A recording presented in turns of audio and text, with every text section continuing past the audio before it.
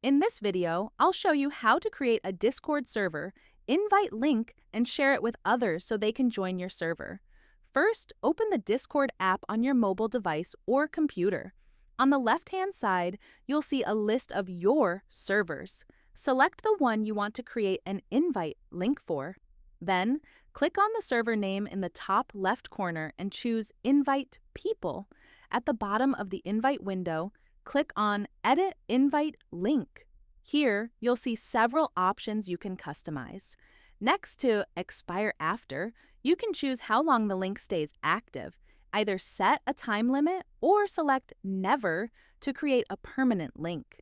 You'll also see Max Number of Uses, where you can limit how many people can use the link or set it to No Limit if you want unrestricted access.